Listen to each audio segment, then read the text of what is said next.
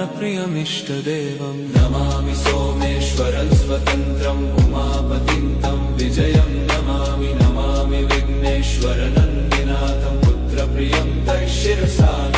नमामि देवं भवदुःखशोकविनाशनं चन्द्रधरं नमामि नमामि गङ्गाधरमीशमीड्यमुमाददं देववरं नमामि नमाम्यजादीश पुरन्दरादिसुरासुरैरचितपादपद्मं नमामि देवी मुखवादनानैक्षार्थमक्षित्रितयं यैष पञ्चामृतैर्गन्धसुधूपदीपैर्विचित्रपुष्पैर्विधैश्च मन्त्रैः